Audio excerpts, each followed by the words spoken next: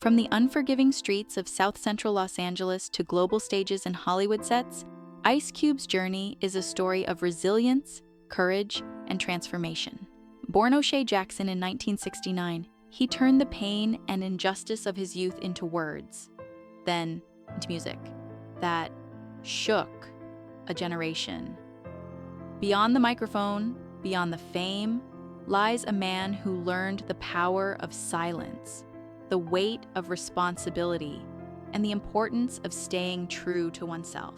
This is not just the story of a rapper or an actor, it's the story of a voice that refused to be silenced.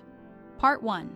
The boy from South Central O'Shea Jackson, better known as Ice Cube, was born in 1969 in a small house in Westman, South Central, Waukesha, Susquehanna, and Kingshire, Blurb, Kingshire, Popes Picor, Blurry place where poverty and danger were constant companions. Inside his home, life was orderly and quiet, but outside, the streets were unpredictable and often unforgiving. His father, Hosea Jackson, worked tirelessly, mowing lawns for wealthier families, never quite a part of the world he served, while his mother, Doris, held a firm hand and unwavering principles, believing discipline was the only shield against the harshness of the world outside. Dinner was always quiet.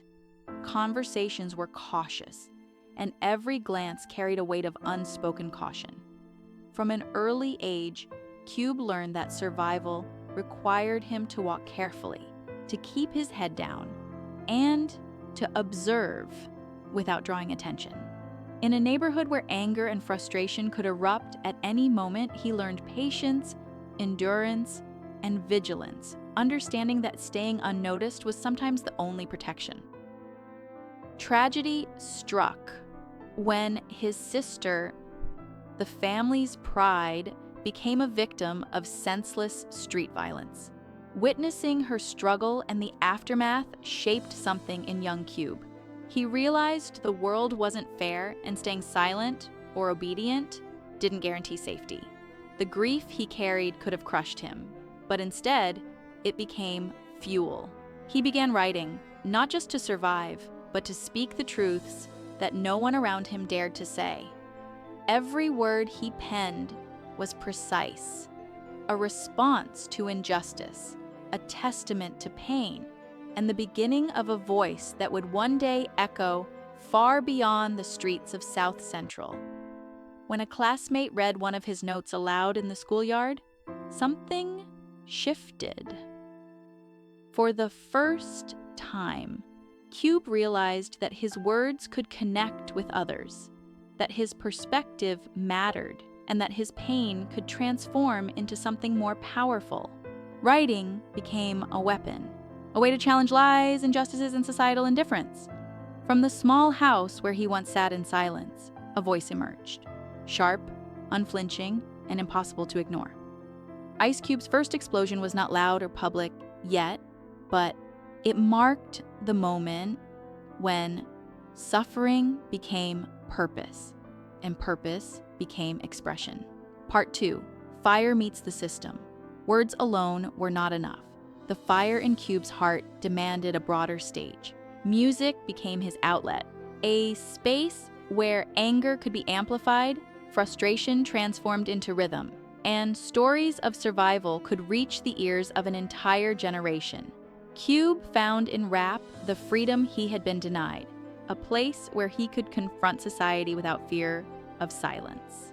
With the formation of N.W.A. alongside Dr. Dre and Eazy-E, Cube's talent for transforming raw emotion into sharp, uncompromising lyrics became central to the group's identity. Their music reflected the realities of South Central: systemic injustice, police encounters, poverty, and the frustrations of those marginalized in society. When Straight Outta Compton released in 1988, it shocked mainstream America and became a cultural earthquake, drawing both praise and criticism. N.W.A. was more than a music group. They were a voice for the unheard. Cube's lyrics were confessions and declarations, capturing collective rage, and the streets responded in kind, finding empowerment in songs that articulated their lived experience. Yet as the group rose to fame, internal conflicts emerged. Questions of money, recognition, and leadership crept in. Cube's decision to leave N.W.A. was not simply about ego or ambition, but about protecting the integrity of the art he cherished. Music was never something to be compromised for power or profit.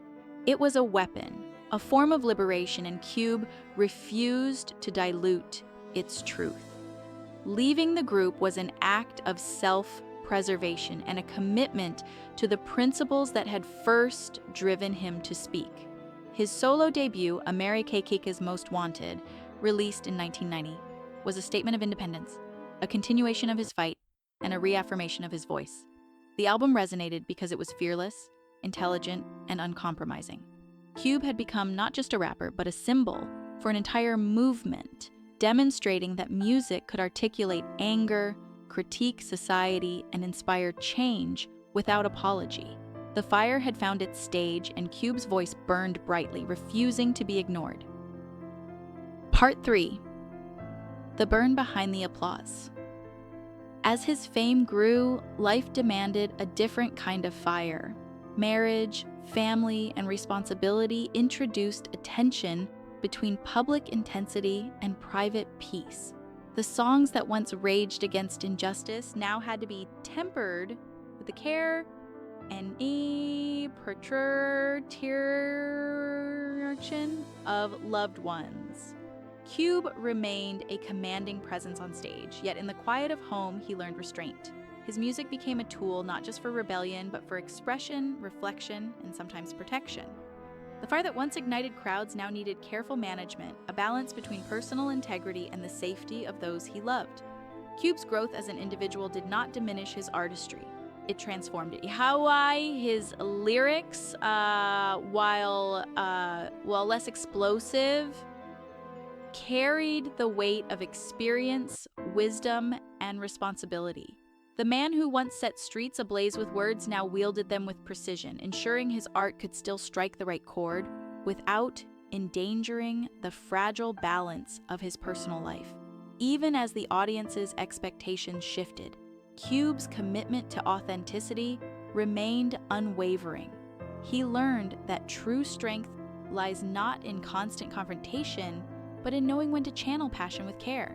He cultivated an art that could illuminate, provoke thought, and still preserve the sanctity of home and family.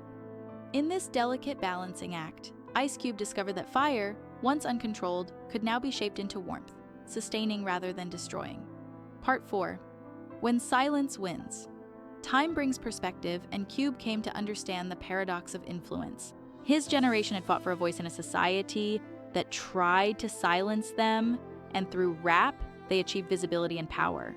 Yet, as new platforms emerged, social media, streaming, and digital distribution, others could speak without facing the dangers he once confronted. Cube recognized that his battles had paved the way for younger voices, that the microphones were now in everyone's hands, and that the struggle he once faced had evolved. Observing this new era, he felt a sense of quiet fulfillment.